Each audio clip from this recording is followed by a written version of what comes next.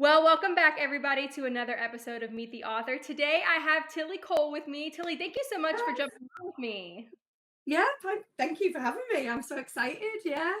I'm so excited that you're here. I always like to start off these interviews with just very simple, basic questions to kind of do like a little icebreaker. So I have hmm to know, do you consider yourself more of a vanilla or a chocolate person? Chocolate. Definitely. No question. No hesitation. You were like, I have that answer. Don't even Yeah. keep the vanilla out of here. Yeah. Yeah. Absolutely. I always say this. I like vanilla, like cake and stuff, but when it comes to like candy, I always Yeah. love chocolate. Like just good old I'm fashioned. dairy. Sorry. No, you're good. I was just gonna say, like milk chocolate, white chocolate, all the Yeah. chocolates. I Yeah. love them.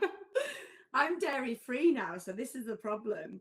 Oh no. Um, yeah, my body doesn't like dairy, so trying to find like a nice dairy free chocolate is almost impossible. Um, but if I could take the flavor any day, it would definitely be chocolate. Yeah. I totally get that. I can't Yeah. imagine. My body doesn't love dairy either, but it's not to the point that I can give it up. And I'd have a Yeah. time with that just because again, like chocolate and like queso, I don't know if Mm. I'd ever be able to part ways with that. Yeah, cheese was a tough one. Cheese is that's another one that when you get a dairy free cheese, you're like, great. Yeah, It not tastes nice. it tastes like plastic, but I'm eating cheese, I guess. Exactly. Yeah.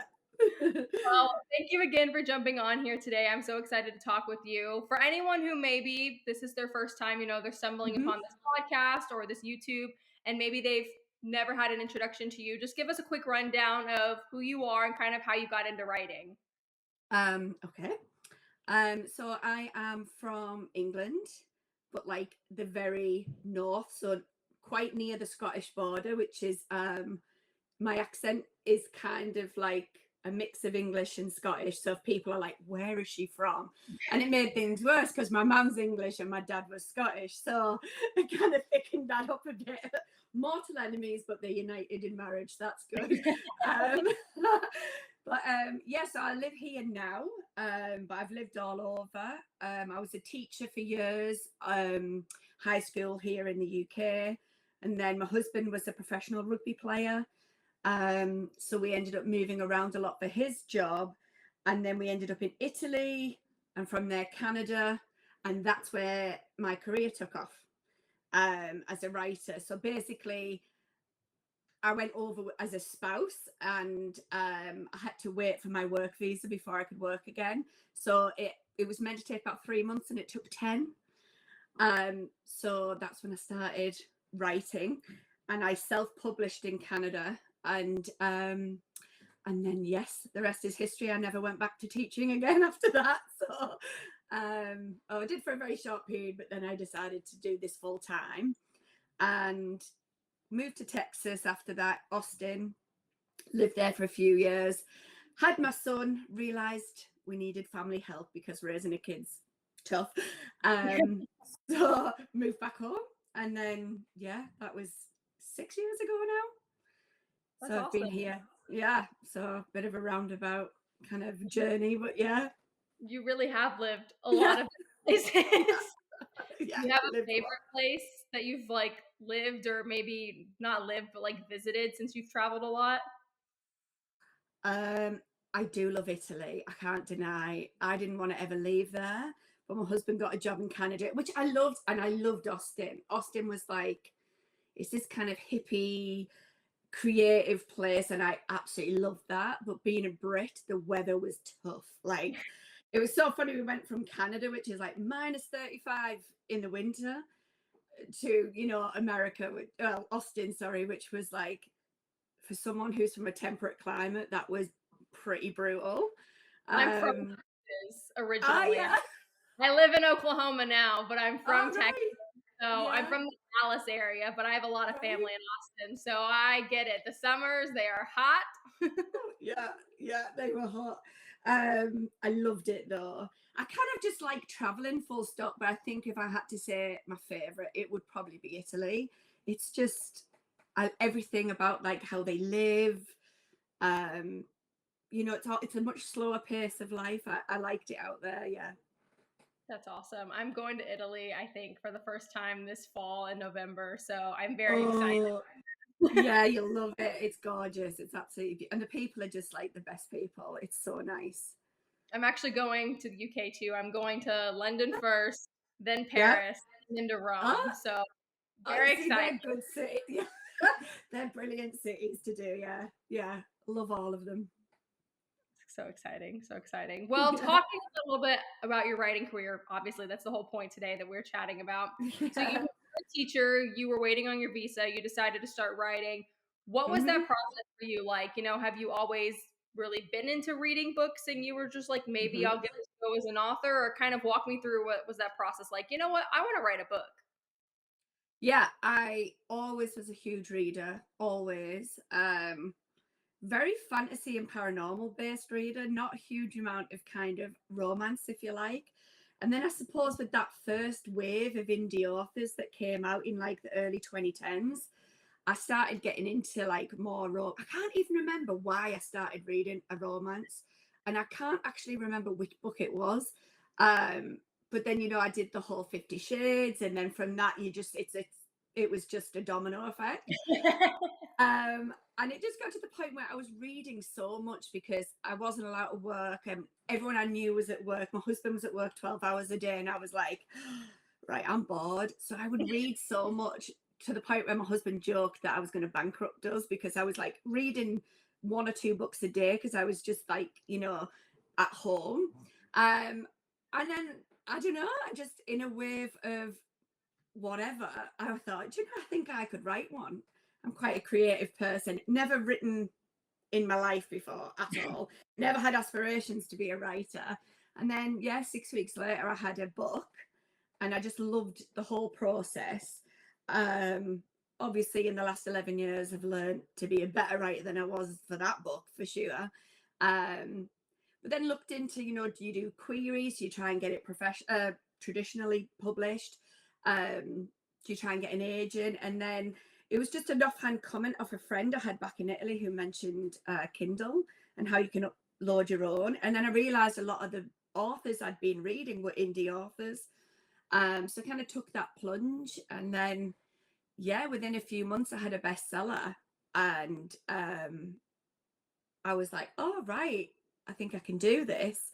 Um, so I just kept going, never quite believing it could be a career, just kind of like, I'll do this on the side. Mhm. And then it got to the point where I got an agent, the whole thing, just like you just end up getting more and more attention with it. And then financially it was starting to do enough where I could quit being a teacher, because I did teaching again for a little bit beyond that, and I really couldn't balance the two. And my agent kind of said, like, this is the chance. You jump in with both feet and try and make something of being a writer, or you're a teacher who writes more or less as a hobby, and that's fine, but you just kind of need to decide what you're Mhm. going to do. So I obviously I jumped. So yeah. That's so awesome though, and especially, Mhm. when you were still traveling a lot. I'm sure that Yeah. it took a little bit of stress off of you of trying to have like teaching jobs in all these different Yeah. places. Is okay, you could just focus on your Yeah. writing. You can do that anywhere. Anywhere, which is the beauty of it. As long as you have your laptop or whatever, you're good. Yeah. With you getting to be so many different places, where do you feel like the most creative, the most inspired when it comes to your writing? When you want to just sit down and okay, I need to power through, get some words in. Where do you feel like you're the most creative? Um, Not so much a place, but a time. So I'm a night owl. Okay. Yeah, I mean, it's tough, man. I've got a 7-year-old and a 2.5-year-old, and they're up at like 5:30, 6 o'clock every morning. And ideally, I'd just be going to bed then. If I had, that was my life pre-kids. I would write all night, sleep till about 10 o'clock in the morning, go at the gym. I had this very abnormal but well-ordered life. And then I had kids, and it's like, no. So I get forced to write during the day a lot now. And I always joke, like, I could write the same amount of words in 2 hours on a night as I could 6 hours during the day. It's just who I am. So as my kids get older, I'm sure I'll adapt again to that life. So yeah, I can write pretty much anywhere. I am a homebody. I do like to be at home, so I like my desk. I like my, not that you can see, and that's obviously purposely done, but I have a big whiteboard here with all my like the books I'm working on and character boards and like mood boards and stuff. And it's like it's my little hovel, like my little writing cave. But yeah, if I had to pick a perfect scenario, it would be nighttime, nobody around, earphones on. Yeah. I love that. You listen to music when you have your Oh earphones yeah. on, you just have to keep it quiet. Yeah. No, like, yeah, I have to listen to music. I don't think I could write a book without music. It is like, it's one of my biggest passions. And like before any book, I create a playlist, and it has, that's how I suppose I decide on the vibe of the book. Um, so I just go through Spotify, like literally, like my husband loves it because I just make these playlists and then that's what he listens to for like the next 3 months. Um, so yeah, I have to have music, and preferably nighttime. And a Red Bull. I'll have a Red Bull as well. And then I'm good. Trifecta, all those things, and then it's perfect. Yeah, that's me good with all them things. Yeah. Absolutely. So, kind of walk me through your writing process. You alluded to it a little bit that you have a Mhm. whiteboard off camera, that you have Mm, all your plots and your characters and your mood yeah. board set. But what's that process like from, okay, you've thought about the book, it's in your brain. Now I have to transfer it and get it to being, a physically published book now. What is that Yeah. progression like for you? I'm not a planner at all. I am a total, like, I just see where it takes. I have, like, I always say to people, I have about 5 major scenes in my head. How I get to those scenes, we don't know. We just sit down and like, so my mood boards are like, like how people look, because authors, it's hilarious after your first draft, like editors always laugh because they start off the book with green eyes and they end up with silver or something at the end. And it's like, so I literally have those things there just to be able to refer to it constantly, like what color, how old were they, like how tall were they. And I kind of try and put like pictures somewhat to a character just for my head, because the way I work is it's like a movie, and I Hmm. suppose I just dictate the movie from my head onto the page. That's how I tend to do it in order. Otherwise it feels off to me in the way that I do it. um so yeah, I generally have the prologue in my head, and then about 5 major scenes, and I generally have the epilogue somewhat mapped out, and then I just go with it. And honestly, sometimes the book changes, and that's fine. It's cool So though. Every time I talk to different authors, everyone has such a different writing yeah, process, which I think is totally. unique. There's some people that are like, "Oh, I just write a scene as it comes to me, and then I like figure Yeah, out how they work together," which blows my mind because I'm yeah. like, I have to go in order type of person. But people are like, "Oh yeah, I just have I have 5 scenes I want in the book, and then I just figure it out from there." I'm like, "Well, I guess the Yeah. 5 scenes are important," but then I'm always like, "What are the 5 scenes? Like, how did this start?" Yeah. Yeah, and I do have a lot of readers who say to me, I know which one. I think I know one of the scenes you had in your head to start with, because I've spoke about that a lot to people in the past, and they've said like, did this scene just come to you, or did, and I was like, no, that was one of the kind of pivotal ones that I had. And then, or things like I might hear a new piece of music and listen to the lyrics, because that's what I do with music. Like, it's not just the melody for me, I love lyrics, and obviously it's probably because I work with words.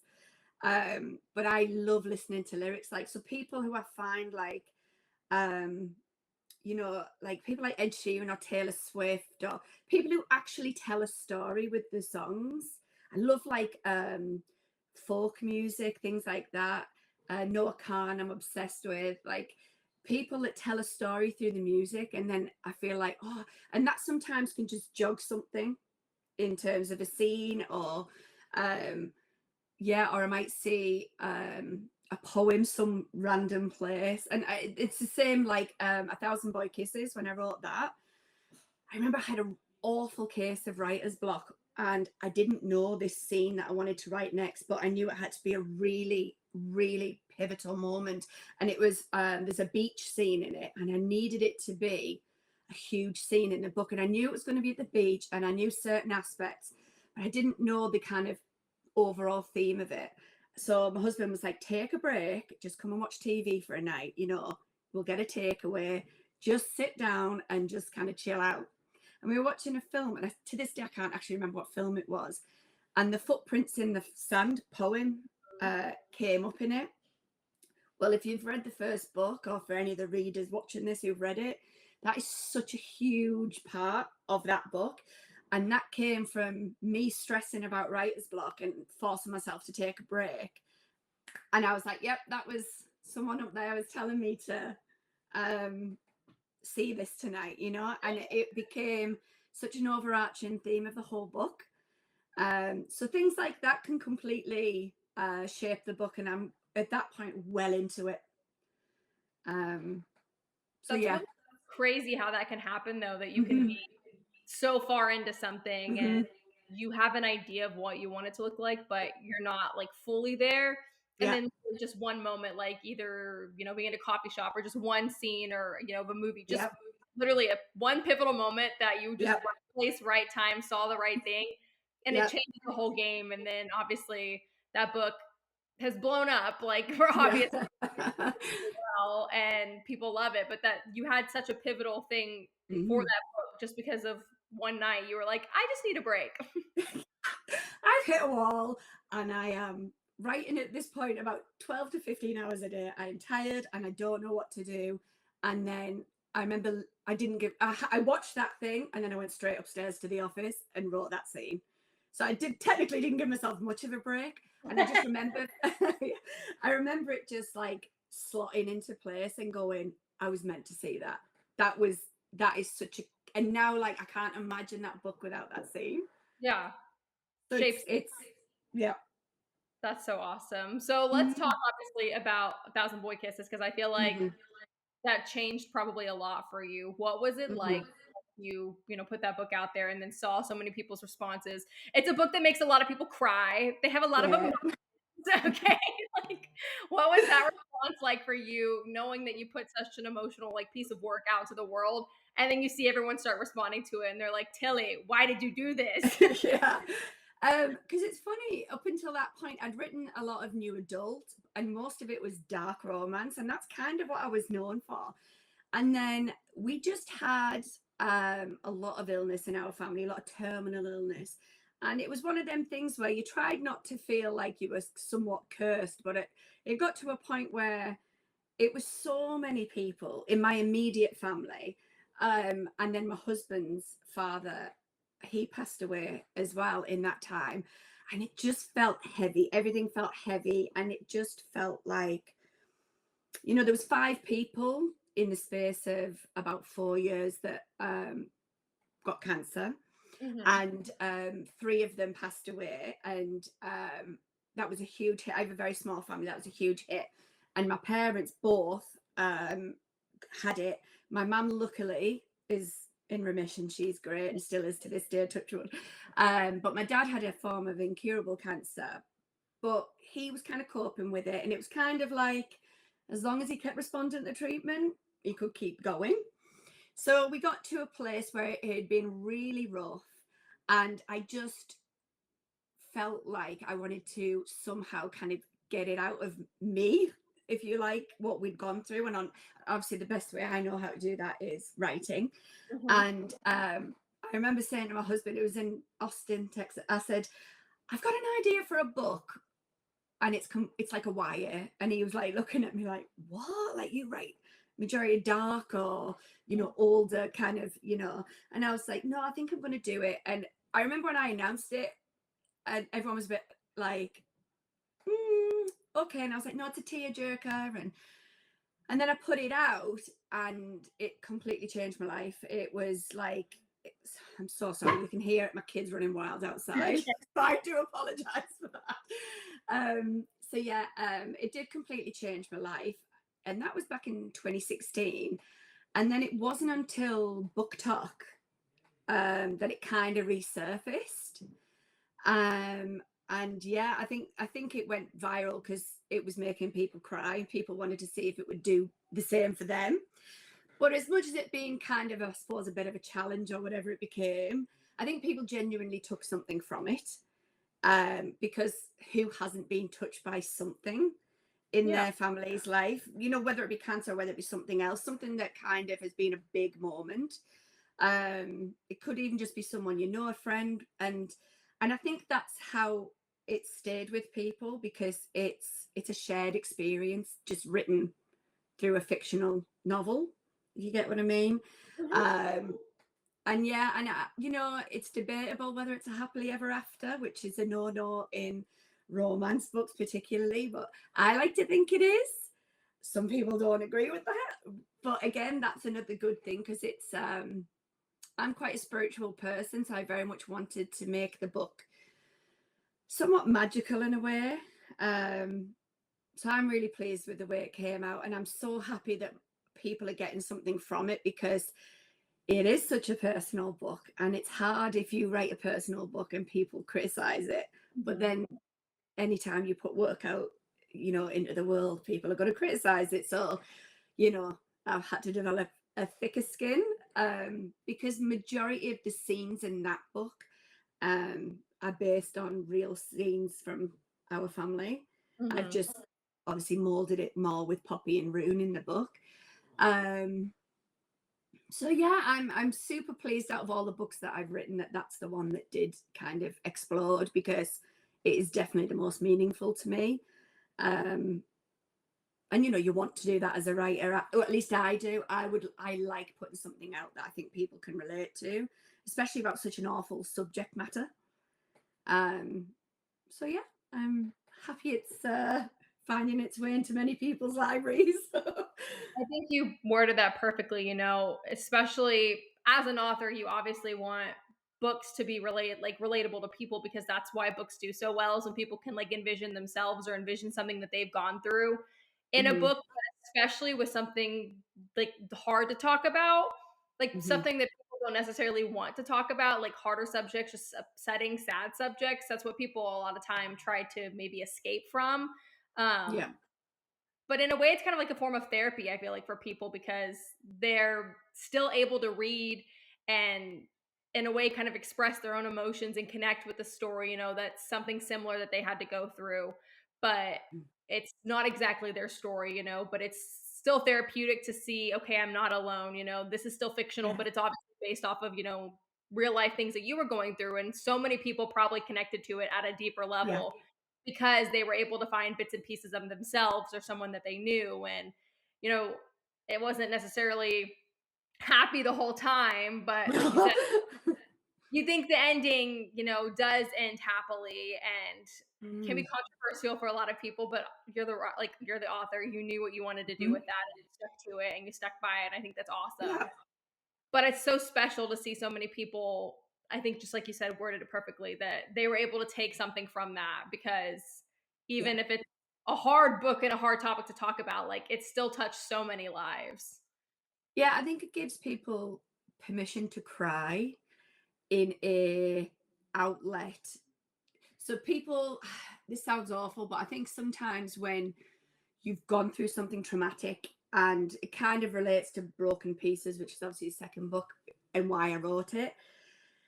You can't just get over certain things quickly, even though a lot of people who maybe don't understand what it's like to go through that might think, well, come on, like it's been 2 years. Why are you still there?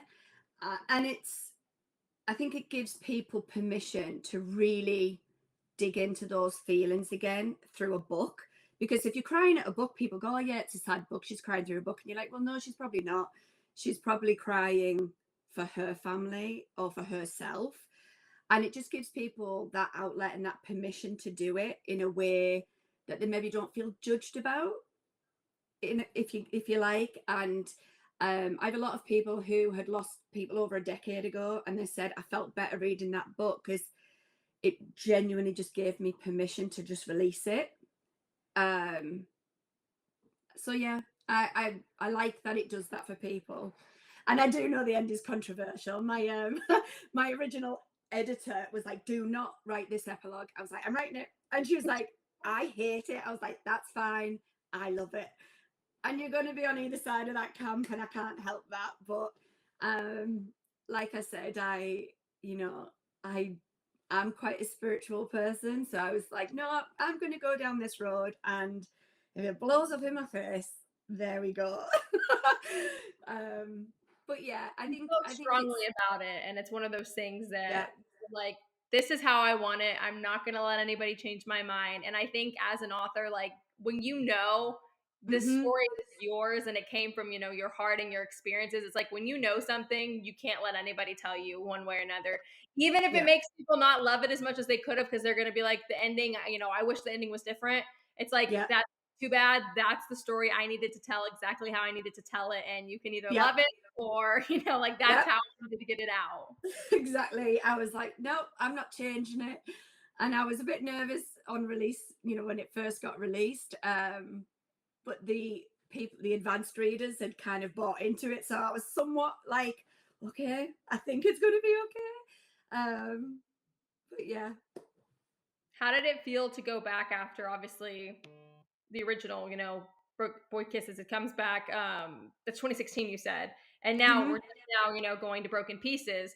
How did Mm. it feel like to be, almost 10 years later, Hmm. but going back, and telling the stories? What was that like, for you diving back in? Yeah. It was hard, and I never intended to write another book ever. I got a lot of people saying, oh, can you write the sisters book, or can you write Rune's brother's book? And I was just like, I just don't feel it. I don't know what I could bring to the table. And then 2 years ago, I lost my dad finally. He did succumb to his cancer. And it was very quick. For as long as he suffered with it, he ended up dying of another form of cancer we didn't even know he had. And I was actually at a signing in Edinburgh, and I got called away from it. And he died 12 hours later. So it was really fast and quite traumatic. Um, and it just shredded me. Like I was such a daddy's girl. Like I looked like my dad. Like it was just one of them things. Like um yeah, and I was so close to him, so it was so quick, and it just completely ruined kind of our family for a while there. Like we were just in shock with it all. And then a few months after he died, I was just so, I get really bad anxiety, and that ramped up, and I just felt lost, a bit unanchored. And I was like, I remember saying to my husband, I think I need to write this down somehow. And I was like, I think I know the best place for this story to go. And I was like, I think it should be one of Poppy's sisters, um, because we're kind of walking the same path somewhat. And I chose Savannah, who was her quieter sister. I'm not quiet at all. So I probably related more to a younger sister, Ida, but I like the idea of somebody um, internalizing it and maybe not dealing with it kind of outwardly for a while, and letting it really chew them up. Mhm. Because I felt like that was a more interesting story in terms of how do you make this very introverted character who's hiding all the pain express it Mhm. and start addressing it.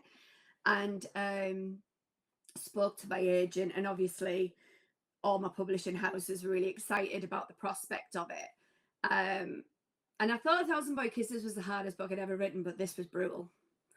This was awful. And I got to about halfway through, and I just said to my husband, I can't do this. Like I was crying every day, all day. Again, a huge amount of the scenes were personal, and even just some of the paragraphs. There's one paragraph in particular that obviously after people have read it, I'd probably talk about it more. And I wrote it, and honestly, I had to walk away from my desk because it was just what I wanted to say in that moment. And like I couldn't get back to my desk for about 2 days because I just kept saying, I don't want to go in there and write this again. Because I knew it was going to put me through it to do it. Mhm. But like Boy Kisses, by the end, it was cathartic. It was good. I think if anyone has had to walk the path of grief, or everyone will at some point, which is obviously just life.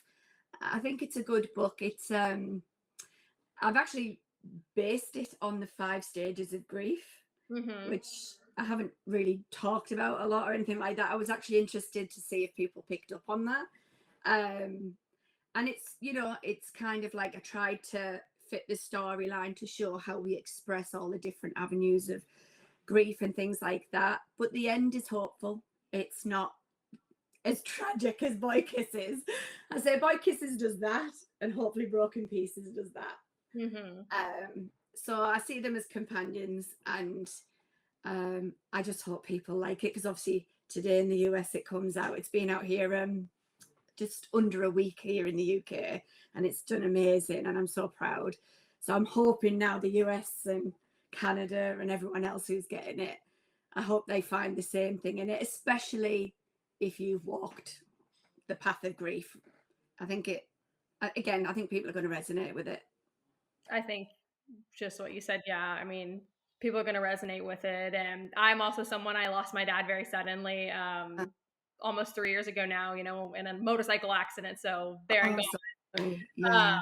but it's one of those that, again, it really was an emotional read for me because it's Yeah. like you go through so much and to Yeah. see someone else, and I'm not quiet, shy either. Yeah.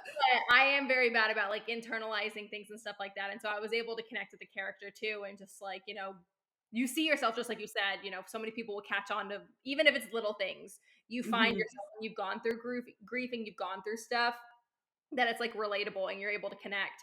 And I think it's going to do, phenomenal. Obviously, the first book is emotional and it's so good for so many reasons. And I think people are going to love this too and still probably cry a ton because Yeah.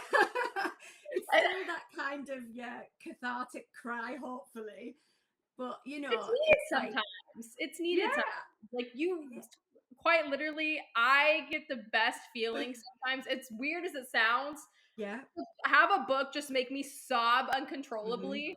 I'll just step back for like a day or two. I don't want to touch anything. I don't want to read anything else. But then I look back and I'm like, I needed that so Yeah. badly. And so then I'm always going to think about that book because I'm going to be like, I needed to cry so bad in that moment. And this was the thing that made me do it. So I'm thankful for that. Yeah. No, exactly. And it's that again, it's that permission to cry. Sometimes you just need a good cry and to kind of immerse yourself in a book that's going to do it. It's healthy sometimes, like I used to bottle things up a lot until I started writing, and it just became the best form of therapy. And even writing Broken Pieces, I was in 1,000 broken pieces writing it. But by the end, I remember writing the end, um, and just going, whew, okay, it's done.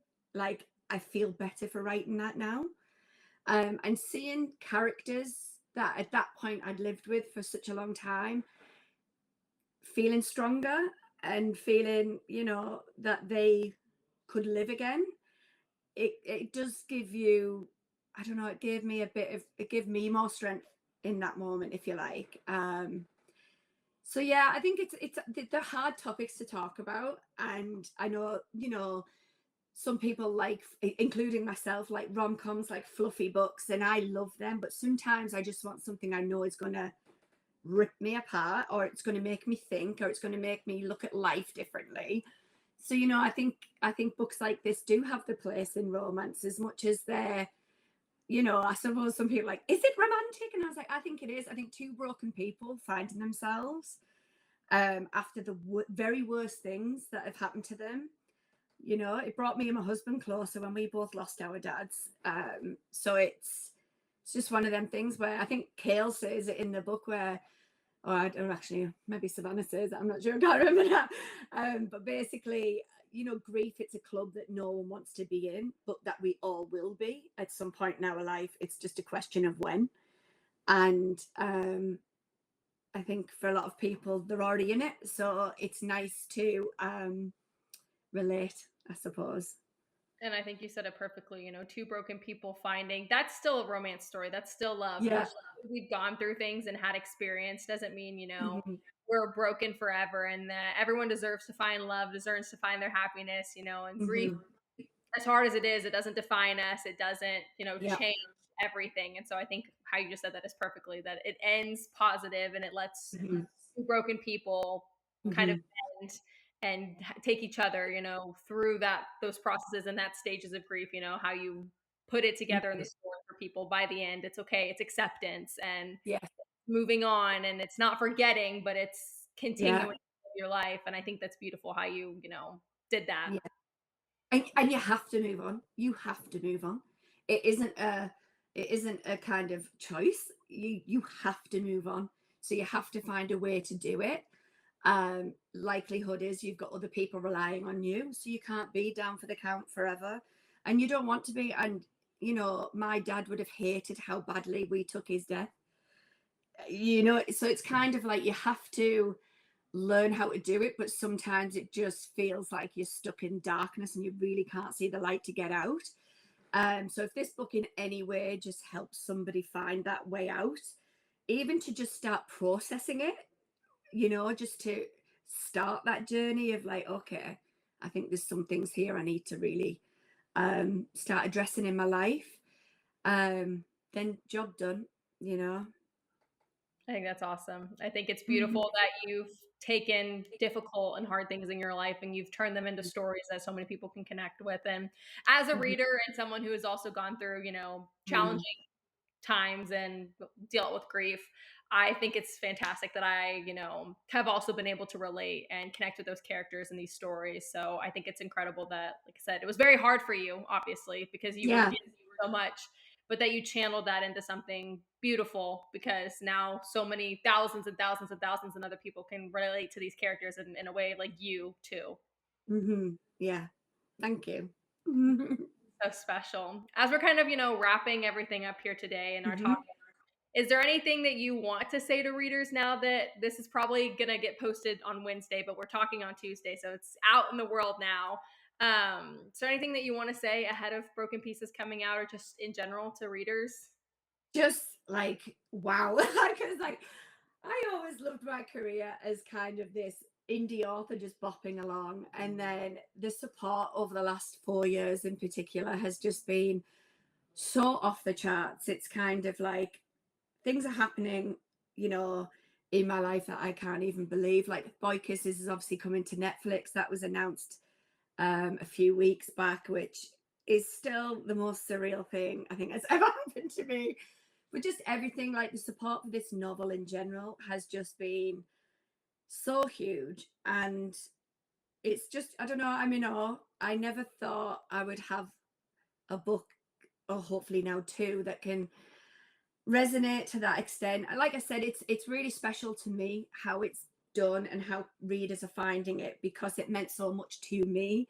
So to have that kind of kinship with a reader, even though I might never have met them and they might live on the other side of the world, we're connected through this story. And I'm so excited for people to meet Kale and Savannah, because it's a very different story. It's a lot grittier, I think, than the first one. But I think it needed to be. I think some things in life need to be faced in a different way. And I think this is, Savannah's a very different character to Poppy. Poppy was very positive, very bubbly, very outgoing, and Savannah's complete opposite of that. And I think it's good to show different people. And again, other readers will probably find themselves more relating more to Savannah. Or Kale, he's angry. He's a very tragic circumstance in the book for him. Um, so yeah, I just want to say thank you, because I never dreamed any of this would happen. I actually set off tomorrow to come to Canada and the US to do some signings. So and off to Dallas. Um, Woo! yeah. So I'm super excited to see how people have found the book. Yeah, very nerve wracking. I'm very nervous right now, because over here it's like evening time, or like 5 o'clock in the afternoon kind of thing. So I know a lot of America's just waking up and probably off to download. So the idea of everyone reading it today is making me slightly frantic, but I'm sure. But yeah, just thank you. I don't really know what else to say. It's just thank you for buying into these words that, yeah, came from the crazy place that is my brain. Yeah. I think it's going to be so well received and people are going to love it. And by the time you're getting over here, to do your tour and stuff like that, people are going Mhm. to have consumed it so quickly and probably are going to tell you that they cried again and Yeah. all the other feels, but it's gonna be worth it, and I think it's gonna do really, really well. Oh, thank you. So excited for you again, and just thank you for taking the time out of your day and jumping on here talking with me. I had so much fun, and I'm just so glad that we were able to do this. Yeah, totally. Thank you for having me. Like I said, I've never really done much of this before, so it was nice. It's nice to just talk to people in the book community. I say this all the time. If I walk in a bookstore and have to sign some books here in England, I end up talking to the staff for like 30 minutes because you know we are each other's people. Hmm. So it's lovely chatting to fellow bookworms. Yes. So yeah. So, so good. And for anyone who maybe wants to connect with you, obviously as the author, or where they can best find their stories, can you just give everyone like a one rundown of first where they can connect with you best, and then second, now that it's out there in the world, where they can find your novels? Yeah, I'm probably most active on Instagram. Um, yeah, Instagram's probably the better one for me. I'm a total millennial, and the others just kind of scare me somewhat. Um, and then obviously the ebook will be in KU, so that's obviously Amazon, but paperback everywhere. I know that Broken Pieces and Boy Kisses are pretty much available everywhere in the US and Canada, um, which is amazing in itself. But yeah, all major bookstores. That's awesome. And again, huge congratulations now that it's Thank out there in you. the world. And I hope you have just the best full release week ever, and you just start to get everyone's opinions coming in, and that it just Yeah, gives you the warm and fuzzies. yeah. Hopefully, fingers crossed. Thank And you. yes, absolutely. I had so much fun talking with you. And everyone, make sure that you're just staying up to date on everything happening here at Michaela's Book Nook, and keep following me for more author interviews and more. And until next time, thanks, everybody.